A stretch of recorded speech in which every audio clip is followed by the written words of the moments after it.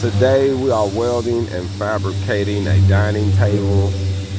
I call this the football dining table, but it's actually called the Henry dining table. You can see this on the website, carbondesigns.com. That's carbondesigns.com. I'm actually about to fill in these plug welds and then weld this seam around and then smooth it off and start DAing the top. The table is almost assembled. Pretty much got all the parts on it. Now I'm just fine tuning it, welding it off, getting that done. And I wanted you to kind of see it before I finish it. I started up there and kind of got it started, but I still have to come around here. So I'm gonna let y'all check me out on the rest of the process.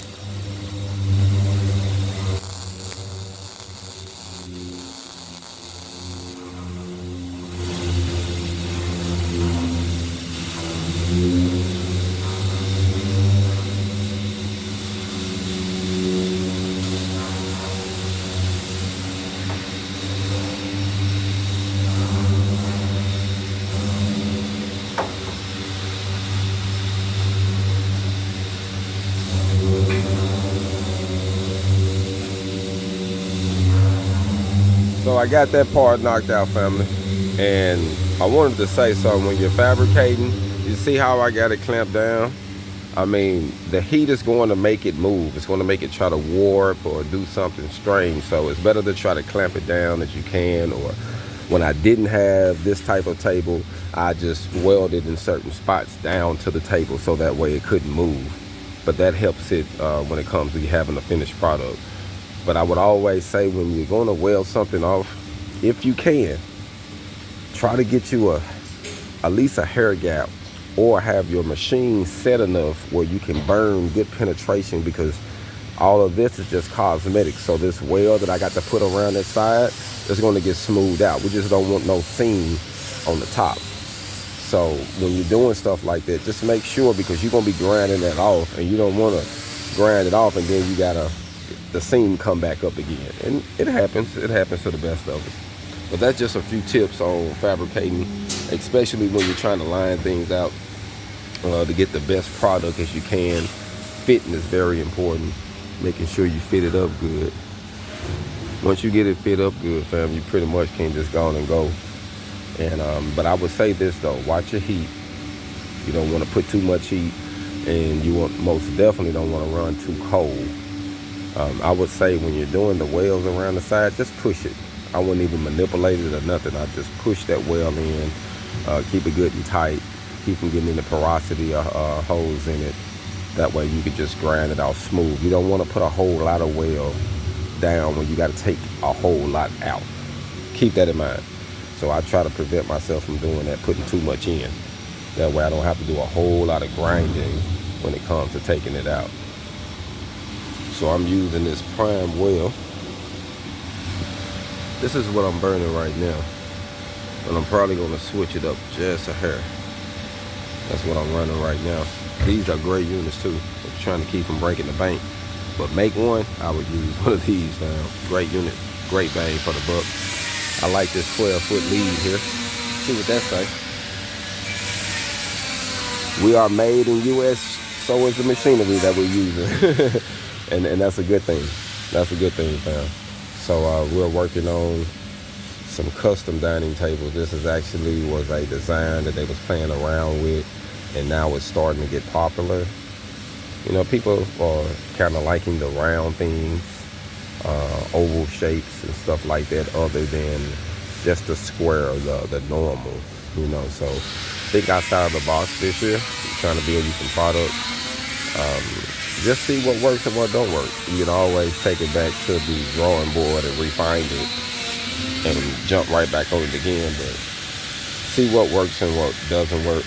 That way you can kill several birds in one stone with your product. But you got to get started, so don't just sit around on the product until you get it perfect. Throw it out there. Sell some.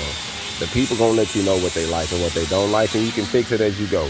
But if you never get started, you're never going to grow your business, fam. I just wanted to say that. If you never get started, you're never going to grow your business. So get started this year and get your HogOn, family. Whatever it is you're trying to do, start your retirement, create your YouTube channel. If you already got 10 years or more, if you already have at least 10 years of experience in the trade, at least, I would recommend you start your YouTube channel and start sharing some of that information. As we get to that 10, that 20, that 30, that 40, that 50-year mark, there is so much wisdom within just holding the conversation with someone who has done the trades that long. So it's always important to share that information. And, you know, people trying to get a second stream of income, start your YouTube channel. Start off simple. You don't even have to show yourself. Just show your work. And then eventually move in front of the camera, fam. You know, it takes time. I'm still learning, but just dive in it. Like I say, but if you never get started, you're never going to benefit from it. So get started, family. Get started.